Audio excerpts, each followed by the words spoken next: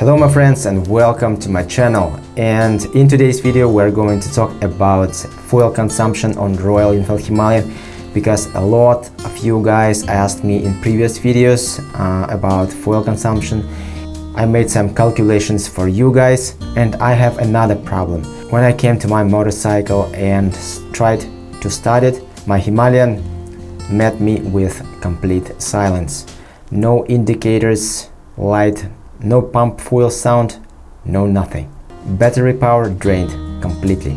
I searched internet to find out, does fuel injected motorcycle will start without battery or not, and we will find that out in this video as well. And I'm sorry guys, I didn't upload videos on my channel recently because of that. I fell on a concrete on my shoulder while roller skating and damaged my shoulder pretty badly. I got dislocation of my clavicle bone or collarbone, dislocation with torn of ligaments, and it's not very exciting experience, believe me. This is before the surgery and this is after the surgery. That happened about a month ago. It was in January 31st, and since that moment I wear that thing, and doctor said I can take it off. I can get rid of it right now, so I need to take it off.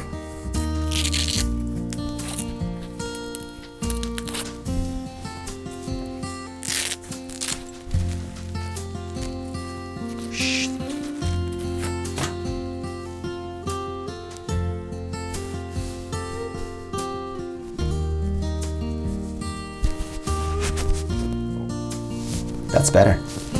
Okay, but you know, I'm not complaining at all, because I'm grateful that it wasn't my head or spine or even shoulder dislocation, because it could be much more worse. I do understand now that people are very fragile, and I'm very fragile, and I wish you guys be aware and be self-aware of that moments and be very cautious.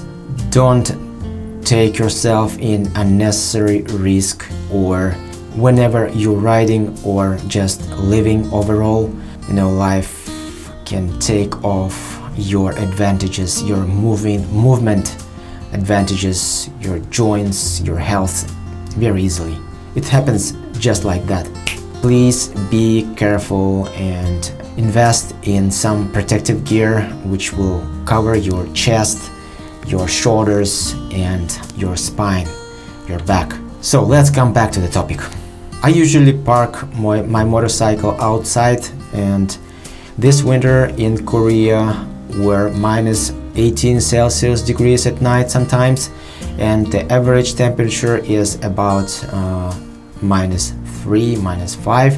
So battery completely died for 1 month when I didn't touch motorcycle when I was recovering from my injury.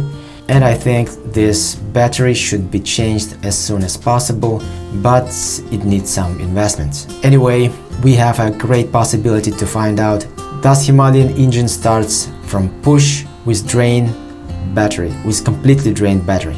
I have downhill road near my house and I can push motorcycle and try it by myself, but in case if it doesn't start, I should push the bike uphill by myself, which is in my situation is a little bit hassle and a lot of pain. Fortunately, Alexander, he is also a motorcyclist and live here in Korea, and he come up to help me, and he is a big guy.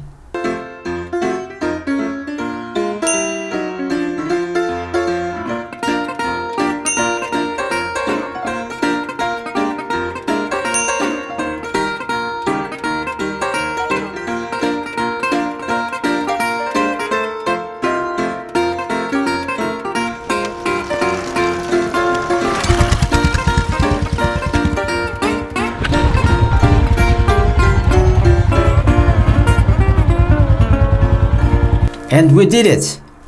On a second gear, I slung the clutch lever and it starts almost instantly, almost immediately from the first rotation, pretty easily. I wouldn't mind to have a Kickstarter on this motorcycle. That really would be awesome. Thank you, Alexander, for helping me out with that situation, and thank you for creating this video as well. You are an awesome guy. Thank you.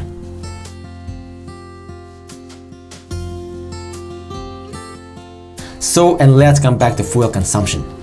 I rode on my Himalayan for 5,000 kilometers and I collected some data, and we will cover that topic in this video. First is the way I measured. I always put motorcycle on the side stand, pull the motorcycle up a little bit and fill the tank until the filler age. And that was from 1300 kilometers to 4900 kilometers. Of course, I thought that it will be great that if I make a separate comparison before installation booster plug, then after installation K&N filter, then after installing a free-flowing exhaust. But looking at the final results, I made a conclusion that these modes will make a very tiny effect on fuel consumption, or effect will be so tiny and so microscopic, they will vanish in two main factors, which is roads I ride and the way I ride motorcycle.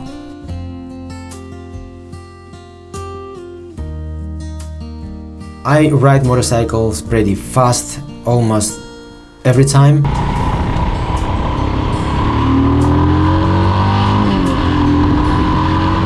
Except braking in period, where I was very gentle. And on motorways my high speed is always between 100 and 125 kilometers, almost the maximum speed of this motorcycle. Roads in my case is 99.9% is smooth asphalt, amazing, very silky roads of Korea, and riding was mostly in the city, and there was a period of my trip to Jeju-do when I was riding motorways, and mostly on a higher speed, on the highest gear. And by the way, this motorway is also very silky, very smooth. Okay, and this is my data. I made photos of all received from 1368.4 kilometers till 4678.5 kilometers and put them in one Excel table. It seems very complicated from the first glance because sometimes fuel was crazy expensive, so I filled fuel just a little to reach gas station with less price. And that's why numbers looks inadequate here. The best way is to look at the total average results, which are in total 3,310.1 kilometers ridden, 128.06 liter used, and we have in average 25.85 kilometers per 1 liter, or 3.87 liters per 100 kilometers. In miles and gallons, 2056.8 miles ridden, 33.83 gallons used. In average, we have 60.8 miles per 1 gallon and 1.64 gallon per 100 miles.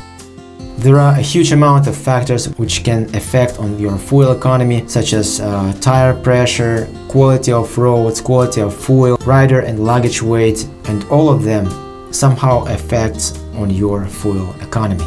And on the website fueli.com there were two examples of riding Himalayan very savvy. Their data are 3 liters per 100 kilometers, and it's about almost 34 kilometers per 1 liter. I think this could be possible if you leisurely ride your bike. And I'm really interested in that data, so can I reach the same data if I ride leisurely and adequately accelerating? I think I should make that experience. And guys, please share your data on fuel consumption in comment section below. So it will be very useful. I think it will be very useful for viewers and for those who are thinking about acquisition of this bike. And in conclusion, I would like to say that Royal Enfield Himalayan is a very savvy bike for long distances in terms of fuel consumption. And what about me? I'm pretty much satisfied with the results. And what I can say more? Probably nothing about fuel consumption. And as always, thank you guys for watching this video. If you liked it, please give big thumbs up, and that really helps me a lot. And don't forget to subscribe. And I will see you guys and girls in the next video. Peace.